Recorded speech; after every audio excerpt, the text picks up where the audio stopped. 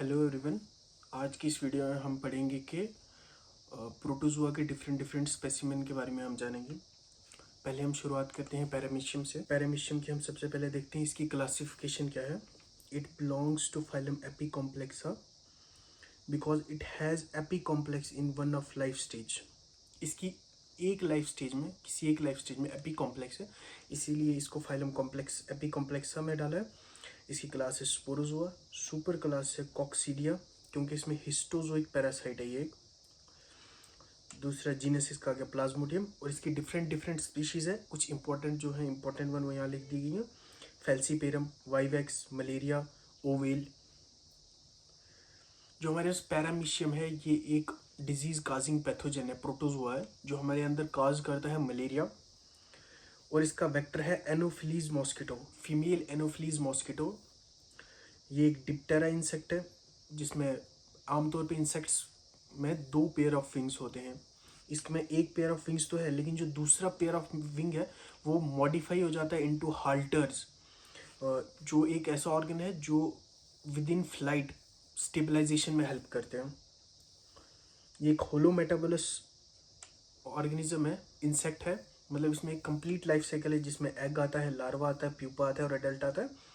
Larva जो इसका होता है उसमें मल्टीपल इंस्टार्स होते हैं।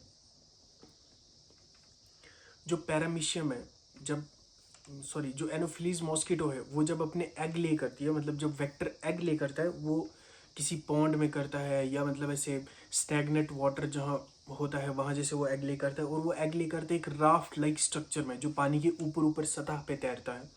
जैसे यहाँ डायग्राम में दिखाया गया है, इस तरह से एक राफ्ट है और इस पे ये इस तरह से एग ले करता है। जब वो एग हैच हो जाते हैं, वो बनाते हैं हमारे पास लार्वा। इसका लार्वा इस तरह का होता है। जो एनोफिलीज मॉस्किटो का लार्वा होता है, उसकी कुछ स्पेसिफिक मतलब कैरेक्टर्स होते हैं। सबसे पहला उसका कैरेक्टर, मतलब मेन कैरेक्टर उसका ये होता है कि उसके अंदर साइफन जो होता है, साइफन इस तरह से यहाँ पे एक ऑर्गन होता है, वो एब्सेंट होता है। इस तरह से ट्यूब शेप ऑर्गन होता है। साइफन जो दूसरे मॉस्किटोज में प्रेजेंट होता है, एग्जाम्पल क्यूलेक्स में प्रेजेंट होता है। साइफन एक ब्रीथिंग ऑर्गन होता है, जिससे जब लार्वा पानी में होता है तो वो सांस लेता है। लेकिन जो एनोफ्लीज का लार्वा होता है, उसमें साइफन तो एब्सेंट होता है, लेकिन उसमें ब्रीदिंग करने के लिए स्पाइरिकल जैसे प्रेजेंट होते हैं थ्रू आउट द बॉडी। और दूसरी बात जो इसकी मतलब मेन है, उसमें पालमेट हेयर प्रेजेंट होते हैं थ्रू आउट द बॉडी। इस तरह से हेयर होगा, इस तरह से हेयर होंगे पूरी बॉडी पे। फिर ये लार्वा जो होता है ये ट्रांसफॉर्म होता है इस तरह से प्यूपा में, ये फेलोथोरैक्स होगी इस तरह से, मतलब एक रफ सी डायग्राम है प्यूपा की। फिर वो चेंज हो जाता है एडल्ट में। जब हम प्लाज्मोडियम का लाइफ साइकिल देखते हैं, तो इसके लाइफ साइकिल के 2 मेन कंपोनेंट होते हैं। मतलब हाफ तो इसका लाइफ साइकिल जो होता है वो ह्यूमंस में पूरा होता है, और हाफ जो दूसरा हाफ होता है वो मॉस्किटो में पूरा होता है। जो ह्यूमंस में होता है वो asexual phase of life cycle होता है, लेकिन जो मॉस्किटो में होता है वो sexual phase of life cycle होता है। जो हमारे अंदर होता है, हमारे अंदर भी इसके जो एसेक्सुअल फेज है उसके 2 पार्ट होते हैं, एक लिवर में होता है और एक हमारे पास ब्लड में होता है, आरबीसी में होता है। तो अब बारी बारी देखते हैं। पहले लिवर देखते हैं, लिवर से होते हुए ये ब्लड में जाता है, ब्लड से वापस मॉस्किटो में। जो सबसे पहले लिवर में, पहला पार्ट लिवर में जो पार्ट होता है, मतलब जो प्रोसेस होता है, उसको हम लिवर शाइजोगाइनी कहते हैं। उसमें उसके भी 2 पार्ट होता है, एक प्री रिथ्रोसाइटिक फेज और एक आ गया एक्सो रिथ्रोसाइटिक फेज। किस तरह से होता है? सबसे पहले मॉस्किटो ने हमें बाइट किया, उसने हमारे अंदर स्पोरोजोइट इंजेक्ट कर दिए along with its saliva. Sporozoite blood में थे, ब्लड में से हमारे लिवर तक पहुंचे, हिपैटोसाइट सेल तक पहुंचे, उसमें इंटर कर दिया, और स्पोरोजोइट चेंज इनटू ट्रोफोजोइट। जब वो ट्रोफोजोइट में चेंज हो गए, विद इन सम टाइम वो शाइजोंट बनाते हैं। शाइजोंट मतलब ट्रोफोजोइट ही रहेगा, लेकिन वो मल्टी न्यूक्लिएटेड होता है विदाउट साइटोकाइनेसिस। मतलब साइटोप्लाज्म की डिवीजन नहीं होगी, खाली कैरियोकाइनेसिस होगी, और वो न्यूक्लियस बनाते जाएगा।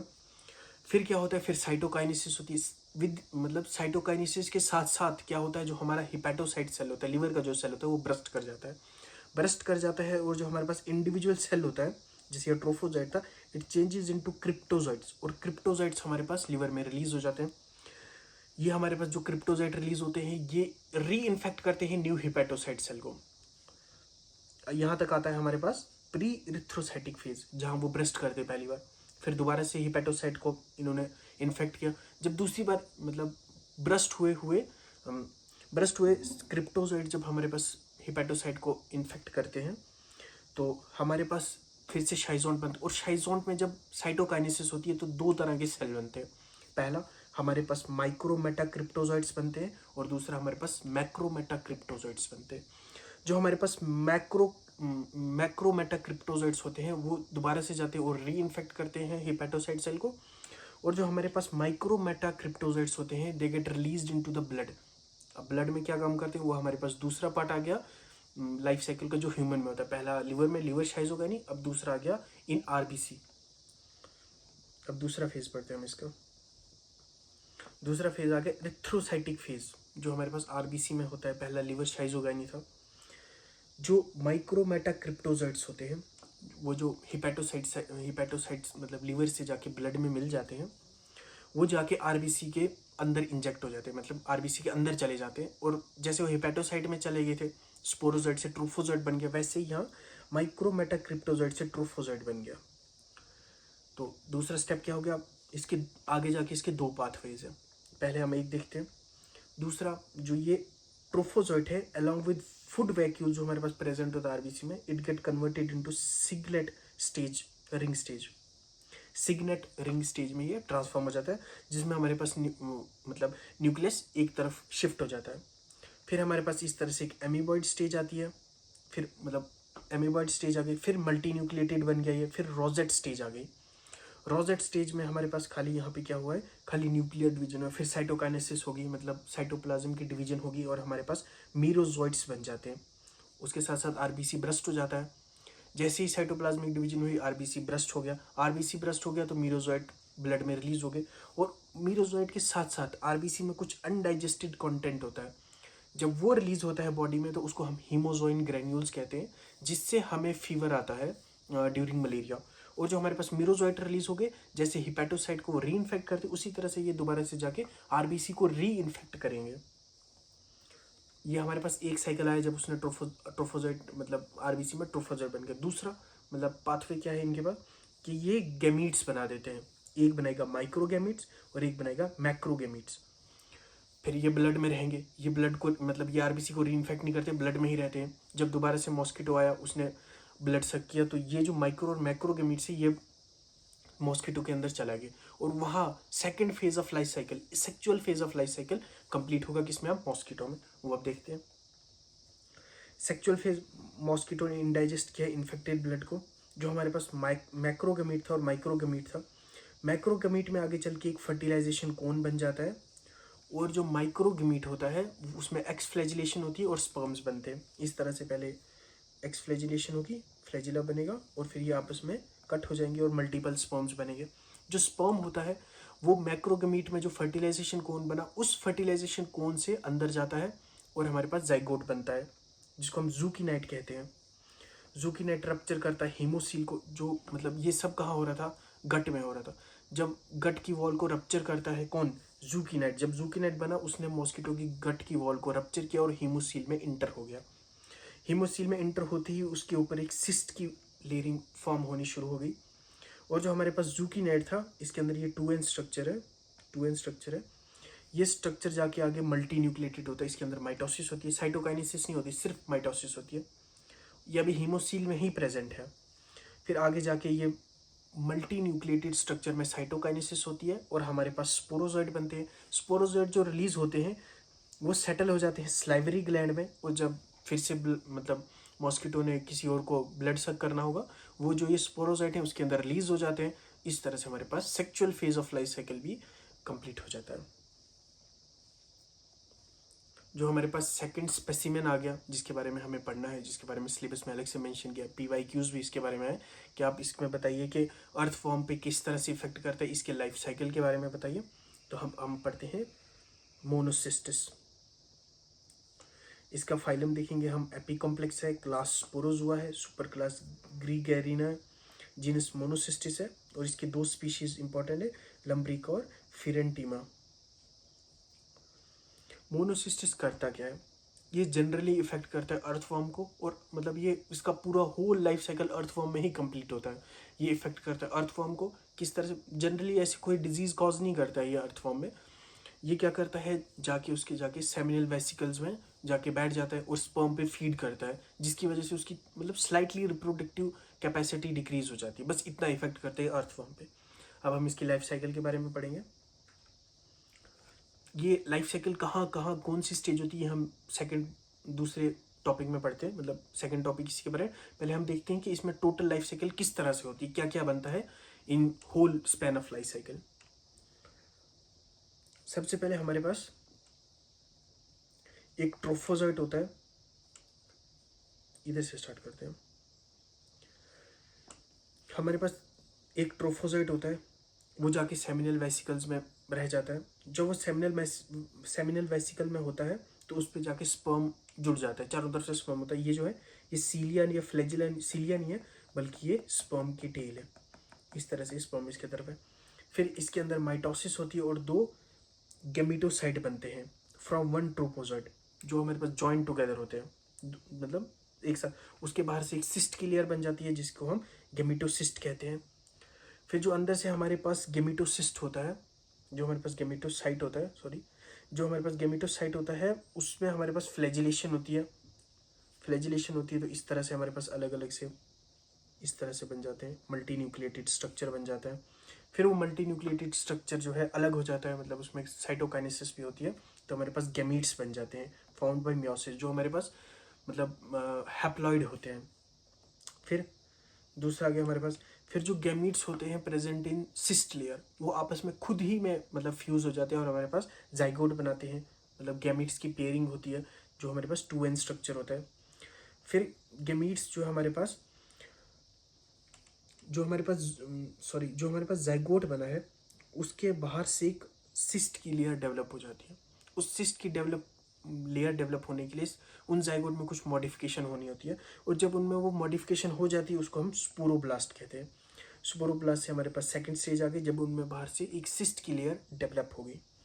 फिर हमारे पास डिफरेंट मतलब हर किसी जाइगोट के बाहर से सिस्ट की लेयर डेवलप हो जाएगी, और एक जो हमारे पास सिस्ट होगा, जब सिस्ट की लेयर डेवलप होगी उसको हम ऊसिस्ट कहते हैं। एक जो हमारे पास सिस्ट होगा, मतलब उसके अंदर एक सिस्ट के अंदर एक जाइगोट होगा, एक जाइगोट हमारे सिस्ट रप्चर हो गया, एक जाइगोट हमारे पास 8 स्पोरोजाइट बनाता है। यहाँ आप डायग्राम में देख सकते हैं कि एक हमारे पास स्पोरोजाइट है, ये अलग अलग हो गए, रप्चर हुआ, ये मिट्टी में चला गया, और मिट्टी से जो ये स्पोरोसिस्ट है इसको एक अर्थवर्म लेता है। अर्थवर्म के अंदर ये स्पोरोसिस्ट जाता है, और एक स्पोरोसिस्ट में 8 स्पोरोजाइट होते हैं। जब वो उसको लेता है तो ये उसके सेमिनल वेसिकल में ब्रस्ट हो जाता है। Sporozoite travel through gut into blood vascular system and reaches seminal vesicles. अब देखते हैं मूवमेंट इन अर्थवर्म सिस्टम में। एक अर्थवर्म में हमारे पास मोनोसिस्टस की किस तरह से मतलब डेवलपमेंट होती है, उसका लाइफ साइकिल किस तरह से चलता है वो देखते हैं। सबसे पहले जो हमारे पास स्पोरोसिस्ट है, वो अर्थवर्म ने इंजेस्ट के स्पोरोसिस्ट आ गई, ये वाली स्टेज जिसके अंदर एक स्पोरोसिस्ट है, उसके अंदर 8 स्पोरोजाइट स्टेज है। यही हमारे पास गिजर्ड में रीच करता है। फिर वहाँ पे ये ब्रस्ट हो जाता है और स्पोरोजाइट को रिलीज करता है। स्पोरोजाइट जो है इंटेस्टाइन में चले जाते हैं, इंटेस्टाइनल वॉल में चले जाते हैं, वहाँ से वो dorsal side of blood vessels में चले जाते हैं, वहाँ से लेटरल हार्ट और सेमिनल वेसिकल्स अर्थवर्म में, आप इसका स्ट्रक्चर देखना, साथ साथ होती हैं। लेटरल हार्ट से सेमिनल वेसिकल में जाना बहुत ज़्यादा आसान होता है, इसलिए वो वहाँ जाते हैं और ट्रांसफॉर्म्ड इनटू ट्रोफोजाइट। लेटरल हार्ट के ट्रोफोजाइट में ट्रांसफॉर्म हो गए, फिर गैमी हुई, स्पोरोगोनी हुई, और फिर स्पोरोसिस्ट दोबारा से बना, दैट गेट रिलीज्ड, जो हमारे पास सॉइल में रिलीज हो जाते हैं थ्रू मेल जेनाइटल पोर, फिर इंजेस्टेड बाय अनदर अर्थवर्म। तो ये साइकिल चलती रहती है और हमारे पास वो इन्फेक्ट होते रहते हैं। अब हमारे पास तीसरा स्पेसिमेन आ गया। हमने टोटल 4 पढ़ने, 2 पढ़ लिए। अब लिशमेनिया की डिफरेंट टाइप्स होती हैं और ये बहुत सारी डिजीज कॉज करता है।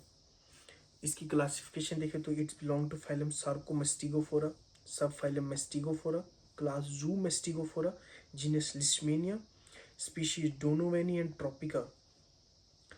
इसकी 2 फॉर्म होती हैं, पहली आ गई प्रोमेस्टिगोट और दूसरी आ गई एमेस्टिगोट।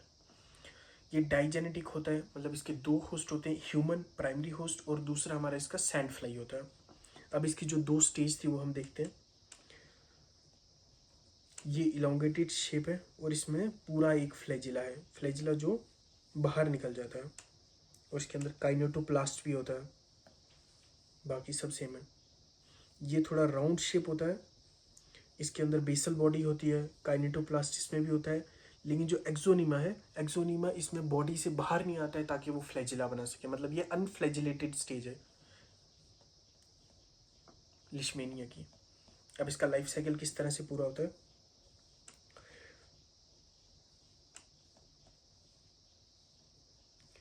During blood meal sand fly eject promastigote stage. Sand fly जो है प्रोमेस्टिकेट स्टेज जो है ह्यूमन में इंजेक्ट करती है।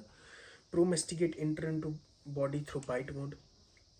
फिर जो हमारे पास जो मैक्रोफेज सेल होते हैं ब्लड में, वो इसको प्रोमेस्टिकेट स्टेज को अंदर ले लेते हैं, फैगोसाइटोसिस होती है, और लाइसोसोम के साथ मिलके ये प्रोमेस्टिकेट जो है उसके अंदर चले जाता है। लाइसोसोम में तो हमारे पास बनाता है फैगोलाइसोसोम, जो हमारे पास फैगोलाइसोसोम बना, लाइसोसोम के अंदर गया, और जो प्रोमेस्टिकेट स्टेज थी, मतलब फ्लैजिलेटेड वाली इलोंगेटेड स्टेज थी, वो राउंड और नॉन फ्लैजिलेटेड स्टेज में तब्दील हो गई। फिर इसके अंदर दोबारा से बाइनरी फिजन हुआ और मल्टीपल सेल्स बन गए, बाइनरी फिजन से मल्टीपल सेल्स बन गए, और फिर मैक्रोफेज रप्चर हो गया। एमेस्टिगेट स्टेज जो है रिलीज होती है ब्लड में, और एमेस्टिगेट स्टेज जब ब्लड में रिलीज होती है उसके पास दो पाथ हो, या तो वो मोर मैक्रोफेज को इन्फेक्ट करे, या तो वो जब सैंड फ्लाई ने दोबारा काटा वो सैंड फ्लाई के अंदर गया। प्रोमेस्टिगेट एमेस्टिगेट स्टेज प्रोमेस्टिगेट में हो गई, बाइनरी फिजन हुई, और वो दोबारा से जाके उसके प्रोबोस्किस में रह गए, प्रोबोसिस में रह गए, और फिर दोबारा से उसने किसी को काटा। इसी तरह से ये फैलते हैं और अपना लाइफ साइकिल दो होस्ट में कंप्लीट करते हैं।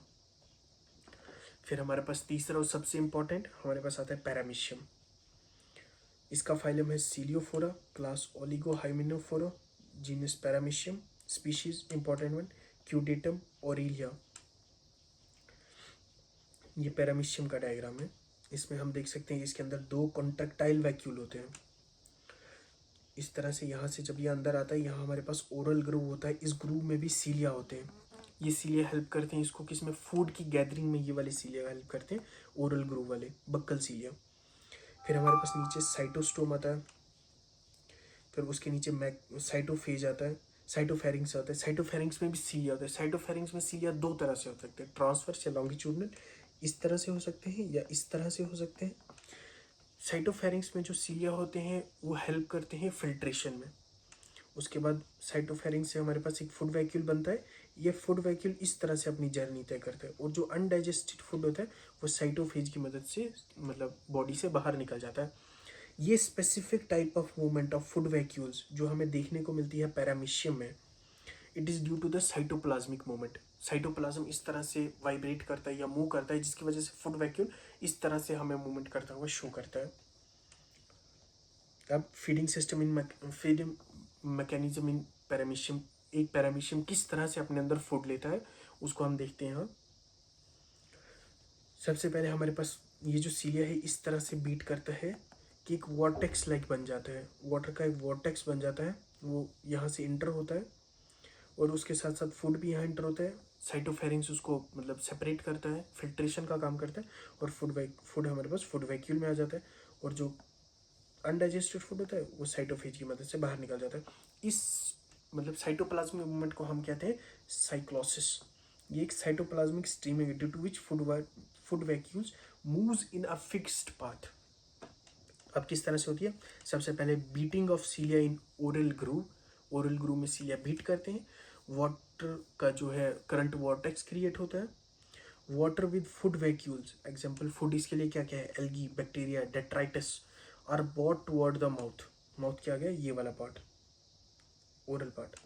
फूड जो है फिल्टर हो जाता है साइटोफेरिंग से, send and pack food into food vacuoles which detach moves away digesting the food. मतलब जो ये फूड वैक्यूल्स है जब इसमें पैक हो जाती है, डिटैच होता है, मूव अवे कर देता है। Unwanted waste eliminate through cytopyge. अब इसमें एक और मतलब प्रीवियस ईयर क्वेश्चन देखेंगे तो एक और क्वेश्चन आस्क उन्होंने पूछा है इंफ्रासिलियरी सिस्टम पे। वो क्या है इंफ्रासिलियरी सिस्टम हमारे पास इन पैरामीशियम। तो जैसे कि आप देख सकते हैं कि प्रोटोजोन में हमारे पास पेलिकल भी होती है। पेलिकल किस तरह से होती है, इधर प्लाज्मा मेम्ब्रेन, इधर पेलिकल और इधर हमारे पास प्लाज्मा मेम्ब्रेन। ये जो दो आ गई इनर और आउटर, ये दो आ गई, ये आ गई आउटर, ये आ गई इनर, मतलब पेलिकल। जब बीच से बल्ज हो जाएगी पेलिकल तो उसको हम इंफ्रासिलियरी सिस्टम कहते हैं। आप देखिए हम इस तरह से, ये हमारे पास आ गई क्या, नीचे वाली लेयर जो आ गई हमारे पास इनर पेलिकल नीचे वाली लेयर आ गई हमारे पास इनर प्लाज्मा मेम्ब्रेन, उससे ऊपर वाली आ गई इनर पेलिकुलर मेम्ब्रेन। ये जो ऊपर वाली है ये आ गई हमारे पास आउटर पेलिकुलर मेम्ब्रेन, और जो सबसे बाहर आ गई वो आ गई हमारे पास आउटर प्लाज्मा मेम्ब्रेन। अब क्या होता है, हमारे पास इसमें से सीलिया निकलता है। हमारे पास सीलिया निकला, यहाँ बेसल बॉडी बनाई, और बेसल बॉडी से इस तरह से ये निकले, इसको हम काइनेटोप्लास्ट बोलते हैं। एक से ही काइनेटोप्लास्ट निकले, वैसे ही दूसरे से, तीसरे से, चौथे से, पांचवें से, और ये 5 काइनेटोप्लास्ट मिलके काइनेटोडेस्मा बनाते हैं।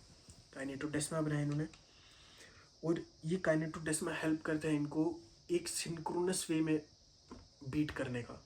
मतलब जैसे आपने किसी ग्रासलैंड में घास को देखा होगा, जब उस पर हवा चलती है वो कैसे मतलब एक ही साइड बैक मतलब लेट जाता है, उसी तरह से ये हेल्प करता है हमारे पास मूवमेंट करने में, मतलब सीलिया की मूवमेंट करने में।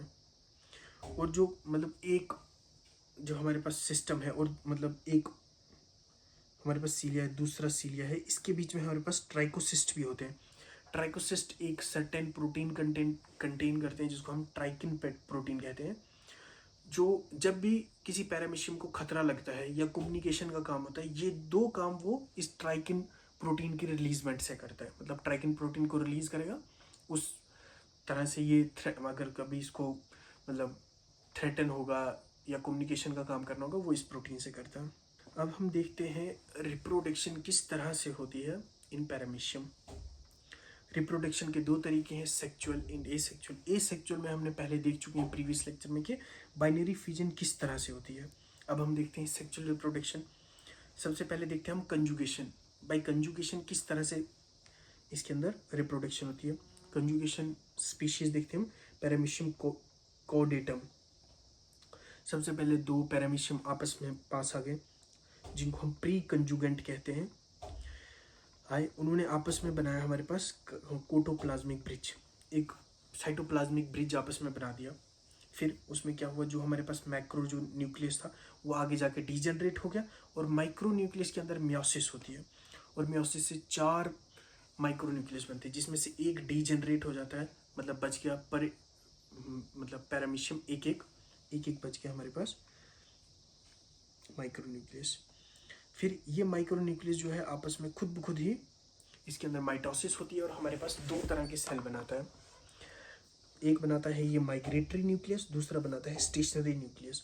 जो माइग्रेटरी न्यूक्लियस है वो इस तरफ आएगा, स्टेशनरी न्यूक्लियस इस तरफ आएगा, और फिर माइग्रेटरी और स्टेशनरी दोनों आपस में मिलके जाइगोटिक न्यूक्लियाई बनाते हैं। जाइगोटिक न्यूक्लियाई बनाते हैं और हम इसे एक्स कॉन्जुगेंट कहते हैं, और अलग हो जाते हैं। जैसे जाइगोटिक न्यूक्लियाई बना, अलग हो गया, एक्स कॉन्जुगेंट बन गया। फिर एक एक्स कॉन्जुगेंट आगे जाके उसके अंदर जाइगोट है, माइटोटिकली डिवाइड करता है 3 टाइम्स, मतलब एक बार, फिर 2 हुए, दूसरी बार फिर से 4 हुए, 4 फिर से 8 हो गए, 8 न्यूक्लियस बन गए। 4 हमारे पास मैक्रो और 4 माइक्रो बन गए। जो 4 हमारे पास माइक्रो हैं वो एज इट इज़ रहते हैं, और जो हमारे पास 4 मैक्रो हैं वो एज इट इज़ रहते हैं। जो 4 माइक्रो हैं उनमें से 3 डीजनरेट कर जाते हैं और खाली एक रहता है। फिर हमारे पास उसके साथ साथ हमारे पास साइटोकाइनेसिस होती है। फिर जो हमारे पास एक रिमेनिंग है माइक्रो न्यूक्लियस, वो जाके माइटोसिस से डिवाइड करता है और 2 बनाता है। उसके साथ हमारे पास साइटोकाइनेसिस भी होती है और 2 बन जाते हैं। इस तरह से हमारे पास 2 मैक्रो न्यूक्लियस हो गए और एक माइक्रो, 2 मैक्रो और एक माइक्रो। फिर से हमारे पास माइटोसिस हुई माइक्रो में, और हमारे पास साइटोकाइनेसिस हुई। जो हमारे पास 2 थे, एक इधर चला गया, एक इधर चला गया, जो ये था इसके आगे चल के 2 बन गए, एक इधर गया, एक इधर गया, और हमारे पास एक एक्स कॉन्जुगेंट से 4 हमारे पास डॉटर मतलब पैरामीशियम बन गए। अगर आप प्रीवियस ईयर क्वेश्चन देखते हो उसमें ये भी पूछा गया कि what is the significance of sexual reproduction in conjugation का या सेक्सुअल रिप्रोडक्शन, आप दोनों तरह से इसे बोल सकते हो। सबसे पहली बात जेनेटिक रिकॉम्बिनेशन, मतलब मियोसिस होती है तो उसमें रिकॉम्बिनेशन होती है, रिजुविनेशन होती है। जब भी पैरामीशियम एसेक्चुअली रिप्रोड्यूस करते हैं, मेन उनका रिप्रोड्यूसिंग का मीन्स जो है एसेक्चुअल है, लेकिन जब वो एसेक्चुअली रिप्रोड्यूस करते जाते हैं वो लिथार्जिक हो जाते हैं। इसलिए अपनी मतलब अपनी रिस्टोर वाइटलिटी को रिस्टोर करने के लिए वो दोबारा से सेक्चुअली रिप्रोड्यूस करते हैं। अडाप्टेशन में हेल्प करता है, एवोल्यूशनरी एडवांटेजेस में हेल्प करता है। उसके बाद रिपेयरिंग ऑफ जेनेटिक मटेरियल में हेल्प करता है। एग्जांपल के तौर पे कोई म्यूटेशन हो जाए तो वहाँ एक सेल होगा, वो बाइनरी फिजन से डिवाइड करेगा तो वो म्यूटेशन आगे ज़्यादा बढ़ती है, हाल बजाय इसके कि वो सेक्चुअली रिप्रोड्यूस करे, दो अलग अलग तरह के जेनेटिक मटेरियल आपस में मिले। इस तरह से हमारे पास जेनेटिक मटेरियल रिपेयर होता है, सर्वाइवल मैकेनिज्म की हेल्प करता है। ये हमारे पास सिग्निफिकेंस इन कंजुगेशन है। दूसरा जो हमारे पास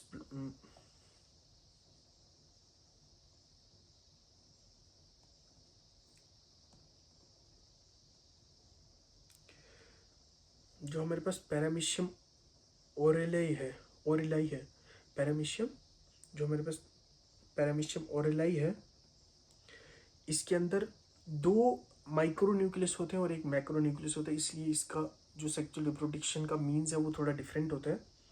सबसे पहले हमारे पास मैक्रो न्यूक्लियस डीजेनरेट कर जाता है और माइक्रो में मियोसिस होती है। दो में मियोसिस होगी तो एक से तो 4 बनते हैं, 2 से 8 बनेंगे, और 7 डीजेनरेट करते हैं, एक रहता है। उसके अंदर माइटोसिस होती है, 2 बनते हैं और वो 2 आपस में फ्यूज हो जाते हैं और जाइगोट बन जाता है। उस जाइगोट डिवाइड बाई माइटोसिस से वो डिवाइड करता है और हमारे 2 बार माइटोसिस होती है और 4 सेल्स बनाता है, 2 माइक्रो और 2 मैक्रो। फिर हमारे पास माइक्रो जो होता है उसके अंदर और मियोसिस होती है, क्योंकि हमें 2 सेल बनाने तो उसमें 4 माइक्रो की ज़रूरत होगी, यहाँ तो 2 है। फिर 2 इससे भी 2 बने, इससे भी 2 बने, ये इसमें गया, ये इसमें गया, और हमारे पास ओरिजिनल स्टेट ऑफ न्यूक्लियाई जो है रिस्टोर्ड हो गई।